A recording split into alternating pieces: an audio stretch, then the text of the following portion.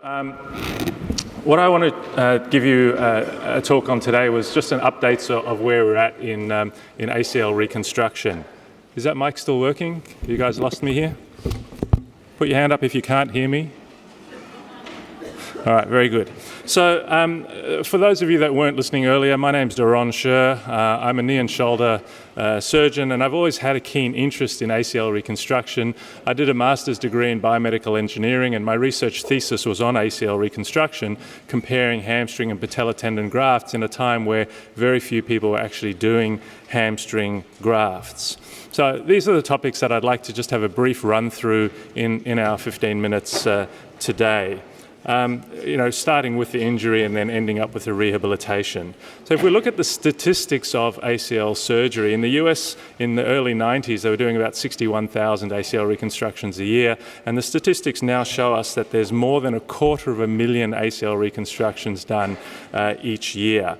And the incidence seems to be rising when people are playing competitive sport younger, and people are also staying around longer to play sport than they ever have in the past. So in history, is anything new? No, there isn't. It's the standard valgus external rotation injury over a planted foot, or the quadriceps active mechanism, which typically is when they jump, and while they're in the air, the quadriceps pulls the tibia forward. So if you have a look at the person's left leg over here, you'll see that valgus external rotation and they drop to the ground. So just one more time, a little bit more slowly. Valgus external rotation, boom, down they go. And it turns out that soccer and basketball are in fact the two most common sports. So again, if you have a look at this person's right leg over here, you can see what the end result is, that they end up in a screaming heap on the floor. There's the dislocation mechanism. So what about clinical examination? Is there anything new with that? Well, there's really very little that's new. The anterior draw, Lockman, and pivot shift, although the pivot shift, there are 8 different types of pivot shift that have been described. There was this new test called the Lelli test, or the lever sign, which came around for a little while, but when other people other than the Italian surgeon studied it, it actually turned out that it wasn't that sensitive and specific to actually diagnose ACL tears. The one thing we do need to be careful of with clinical examination is the varus knee, because varus forces do stress the ACL graft and they're more likely to stretch out and fail. And if someone does have varus, they might need a high tibial osteotomy at the same time as the ACL reconstruction. So this is the anterior draw with the patient at 90 degrees. You can see this person's got a lot of secondary laxity. This is not just an ACL injury, but a chronic injury. The Lockman is done with the knee at 30 degrees. You can see the excessive translation of the tibia on the femur. And my favorite thing about this actually is, if you have a look down here at the guy's feet, he's wearing thongs in theatre, because this is in Fiji, where I do orthopedic outreach. And in fact, in Fiji, when we do this, these people have multiple giving way episodes each day. We do the surgery open. They don't have arthroscopic gear, so we do open ACL reconstructions when I do it over there. And I have to tell you, the results are fantastic. And the pivot shift maneuver, it's a bit difficult to appreciate on video. All right, what about investigations? Is anything new? Well, not really. I mean, we need to do a plain x-ray first. Hopefully you'll never see a knee that looks like this on your plain x-ray. That's an emergency department film of someone with a truly dislocated knee. But you might see a second fracture, but more importantly, it's a weight-bearing film. So if you'll see the alignment of the bone if they're in varus or valgus. MRI is definitely the gold standard. What's new in MRI? I guess we're getting a bit better at diagnosing bone bruising and anterolateral ligament injuries, which we'll come back to. So this is an MRI showing absence of the ACL over here. And also remember to look on the coronal views, because you'll see the empty lateral wall on that coronal view. Now, our physio question next month, which will be emailed shortly, is actually an orthopedic surgeon's perspective on how to read MRI scans, which I've done with the images. And so you'll be receiving that later this month, and hopefully that'll help you with the interpretation of the MRI. So what about bone bruising? Well, if you have a look at what's happened with the knee dislocation, here's a schematic of the femur and the tibia banging up against each other. But what we see when we see the MRI is we see the knees back in joint already. And so that's what this bone bruising tells us, is that this is what has happened to the knee. And that has big implications in the person's recovery as well. All right, moving on to ACL repair. Is that new? Because it certainly seems to be advertised a little bit more. But the first ACL repair was documented in about 1902, but they've been doing them for about 15 years beforehand. Now, the success rate of that operation was about 5%, so not particularly good, and they were just holding it with pieces of suture. So people then started using anchors and thicker strings, and guess what? The success rate was 5 to 10%. So far, it hasn't really been worthwhile. In kids, they are doing this thing called a bridged enhanced ACL repair, where they've got studies running where they use this bovine collagen matrix, inject some blood into it and repair it. It all has to be done fairly quickly after the injury, and the early results in this are good. What we don't know is if it restores proprioceptive function to the knee or not. So they may have a piece of scar in there, but it may or may not work. There are other techniques adding synthetic graft tissue, such as fiber tape, running behind the graft. But again, early days, I certainly wouldn't want something synthetic that could break down in my knee and cause synovitis just to try and augment my ACL. There is a thing called an internal spring, which actually literally is a spring drilled into the bone and attached to the other side. And as you'd expect, it causes some pain, and most of them have been taken out. Again, not something I'd particularly want in my knee. All right, what about graft sources? Is anything new? There has been a trend towards using quadriceps tendons rather than hamstring or patella tendon.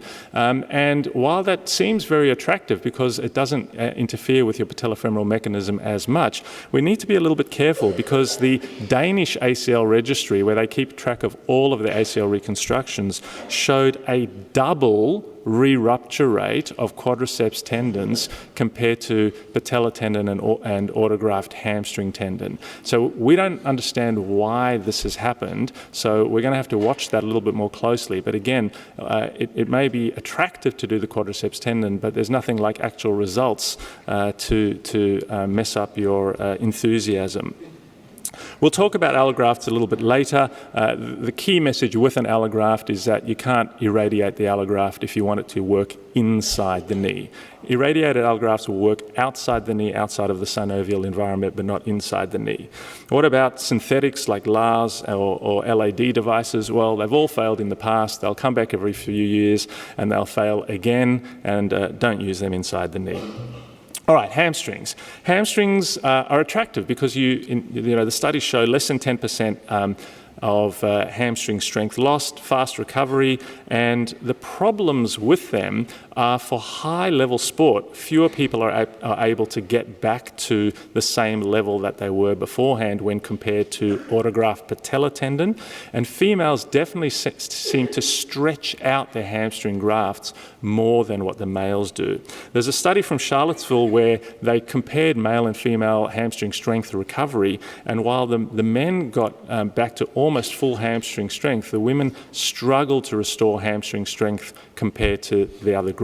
Now, they were able to restore quad strength, so it wasn't a rehab problem. They were able to restore quads extension strength the same way the men did, but after having had their hamstrings taken, they could not restore flexion strength.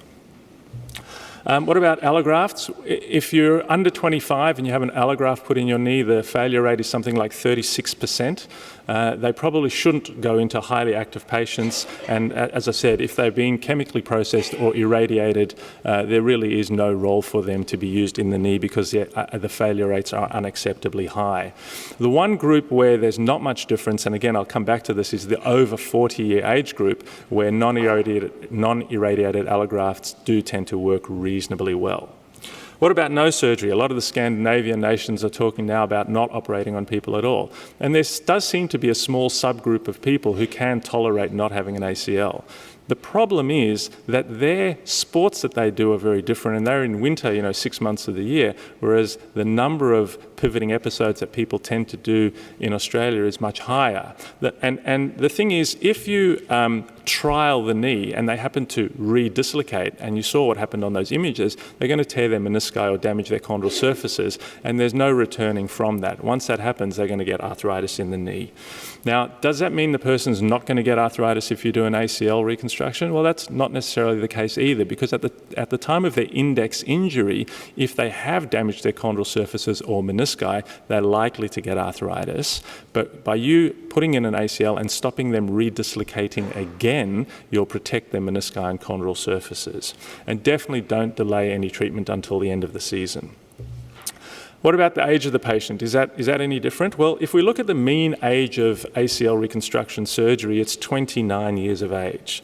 That hasn't changed over the last 10 years. What has changed is the number of patients over the age of 40 we're doing ACL reconstructions on, and that has increased 200%. 200%.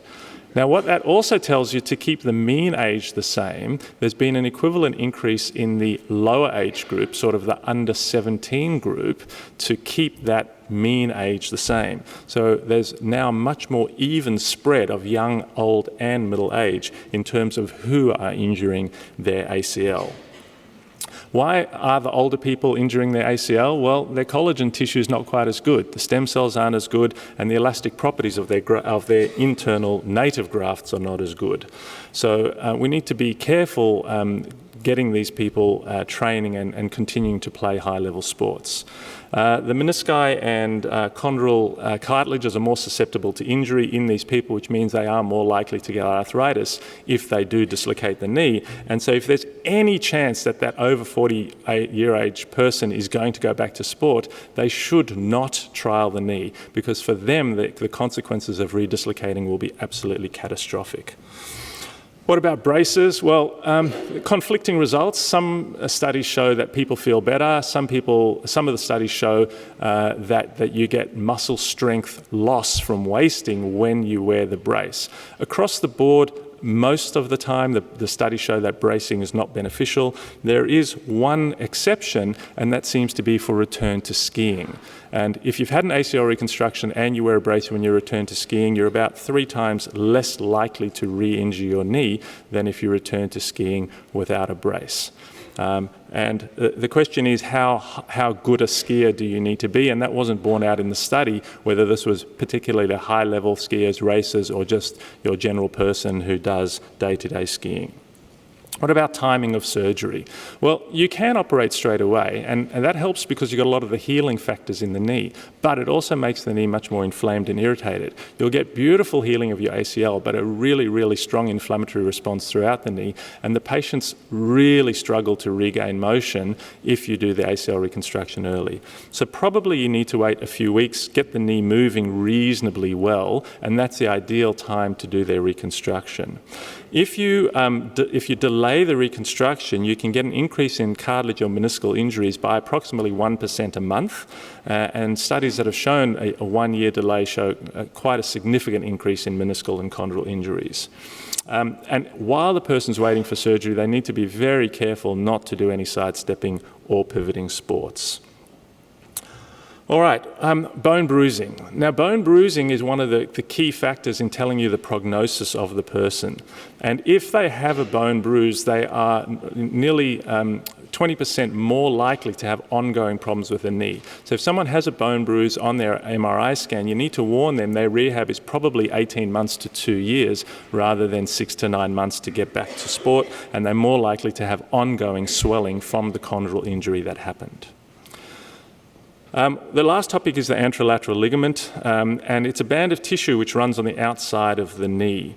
It's a very important stabilizer with the knee in the position where it tends to dislocate, which is that valgus external rotation the first 30 degrees, and it's a fairly thin band of tissue over here. If the patient has a pivot shift after surgery, there are definitely poorer patient-related outcomes.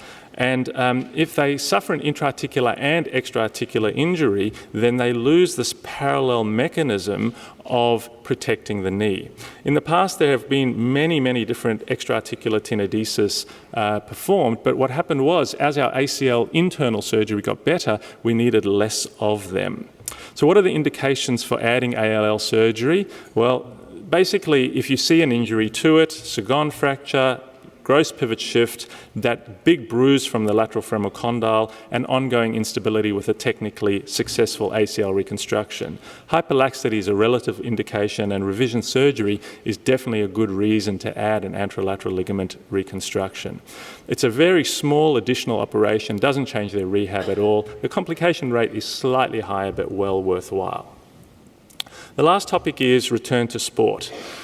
There are a lot of articles written on return to sport, but not a lot of true science behind them. And unfortunately, we actually don't know when it's safe for people to return to sport or not. We know that waiting until 9 months is extremely beneficial, and going back to sport before that really is a big problem. It may well be that hamstring quadriceps balance is more important than absolute strength that we used to talk about, where a 90% strength in the quadriceps relative to the other side is acceptable for them to return to sport. So I guess to summarize it, is there anything new in history? No. Examination? No. Investigations? No. Repair? Well, yes, it's still an evolving field, but we really don't know that much about it. Graft choice, well, I think just beware of the quadriceps at the moment. We still need to watch that one. Age, we understand what to do in younger and older patients. Bracing, the jury's still out. The timing, I used to tell people, don't worry, you can have the ACL done whenever you want to. I'm now a little bit more circumspect, and I say to them, if there's any indication that your knee's feeling unstable, we should do the surgery earlier. In terms of the anterolateral ligament, I'm certainly starting to use it a lot more in my practice and been very happy with the results, adding it into the surgery. And rehabilitation, we need a lot more research, and we need you guys involved a lot more when deciding who these people are should go back to sport, because we don't want unacceptably high re-injury rates. Thanks.